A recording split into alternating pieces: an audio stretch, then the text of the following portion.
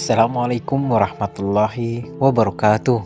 Bayangkan kamu sedang duduk di sebuah ruang bawah tanah kuno di antara gulungan naskah tua berbahasa Latin, bahasa Yunani, dan bahasa Aramaik. Suara lilin berderak dan debu waktu berhembus lembut mencium hidungmu. Di tanganmu ada salinan Injil yang kini termasuk kanon. Namun, sesaat kemudian kamu menemukan fragmen teks berbeda. Teks-teks apokrif yang tak dimuat dalam Injil resmi, kisah-kisah mukjizat Yesus yang terlupakan atau disembunyikan. Hari ini kita akan menelusuri beberapa mukjizat Nabi Isa yang disebutkan dalam Al-Quran dan teks-teks kuno yang tidak dikenal oleh gereja utama, serta memahami mengapa mungkin dikesampingkan.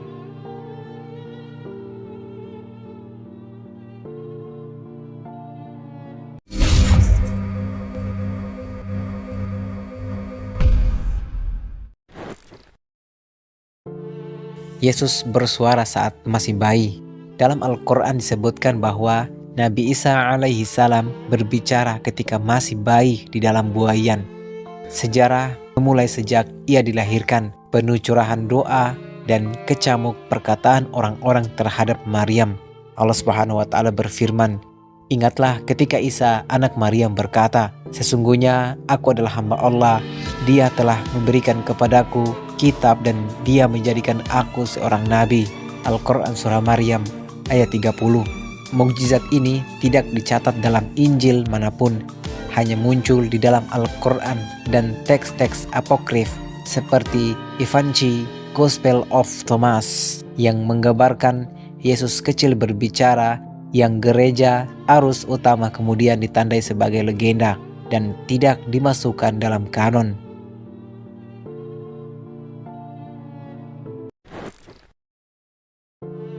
Membentuk burung dari tanah liat.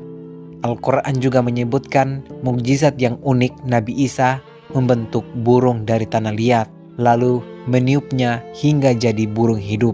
Allah Subhanahu wa Ta'ala berfirman, "Aku menciptakan bagimu dari tanah liat bentuk burung, lalu meniupkan padanya, maka ia menjadi burung dengan izin Allah." Al-Quran Surah Ali Imran ayat 49. Teks apokrif Evanci Gospel of Thomas berisi kisah serupa, yakni anak Yesus membuat dan sparrow dari tanah liat dan membiarkannya terbang, kisah yang ditinggalkan gereja saat membentuk kanon NTR karena dianggap tidak sesuai dengan narasi resmi. Mukjizat penyembuhan dan membangkitkan orang mati. Al-Quran mencatat bahwa Yesus menyembuhkan yang buta dan sakit kusta, serta membangkitkan orang mati, semuanya dengan izin Allah. Allah Subhanahu wa Ta'ala berfirman, "Dan aku menyembuhkan orang buta dan orang kusta, dan aku membangkitkan orang mati dengan izin Allah."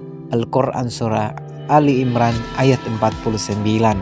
Walaupun Injil kanonik menyebutkan penyembuhan-penyembuhan ini, sekurang-kurangnya mirakula terkait bukanlah alat legitimasi bagi Yesus sebagai Tuhan.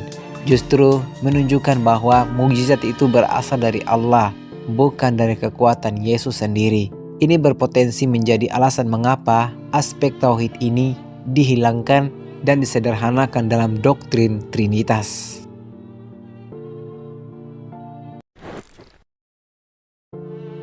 Tabel makanan yang turun dari langit. Dalam surah Al-Maidah dikisahkan tentang murid-murid Nabi Isa yang meminta agar turun makanan dari langit sebagai tanda dan peringatan.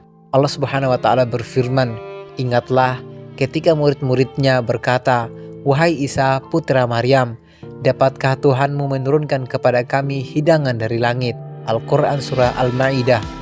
Meskipun Injil tradisional memiliki penjamuan terakhir, kisah hidangan surgawi itu tidak pernah dijelaskan sebagai mukjizat langsung seperti dalam Al-Quran.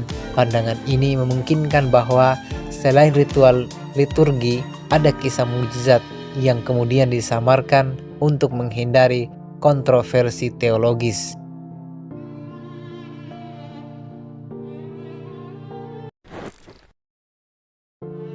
perlindungan dari penyaliban dan diangkat ke langit. Salah satu mukjizat paling penting dalam Islam adalah bahwa Nabi Isa tidak disalibkan, melainkan diangkat Allah ke langit. Allah Subhanahu wa taala berfirman, "Dan mereka tidak membunuhnya dan tidak pula menyalibnya, tetapi yang dibunuh diserupakan bagi mereka." Al-Quran Surah An-Nisa ayat 157. Allah Subhanahu wa taala berfirman, "Maka Allah mengangkatnya kepadanya."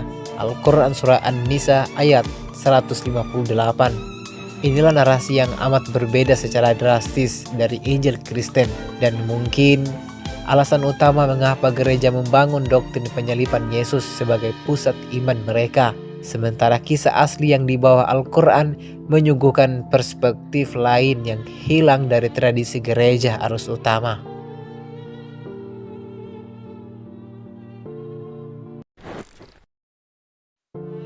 Apa yang bisa kita petik dari masalah ini? Pertama, banyak mujizat Nabi Isa tercatat dalam Al-Quran dan teks-teks apokrif yang tidak dimuat dalam kanon gereja arus utama. Kedua, motivasi penghilangan bisa berupa distorsi teologis, penyesuaian doktrin, atau kebutuhan gereja merumuskan konsep ketuhanan Yesus. Ketiga, bagi umat muslim, kesinambungan mukjizat ini menunjukkan bahwa risalah yang dibawa oleh Nabi Isa tetap hidup melalui Al-Quran dan tradisi kenabian Nabi Muhammad SAW. Adakah kisah-kisah kebenaran yang tersembunyi di balik versi ini? Bagaimana kita menyikapi warisan spiritual yang dibentuk oleh faktor doktrinal, politik, dan sejarah? Jika menurutmu video ini bermanfaat bagimu, jangan lupa untuk like, komen, share, dan subscribe ke channel Arus Waktu agar kamu tidak ketinggalan video-video selanjutnya. Wassalamualaikum warahmatullahi wabarakatuh.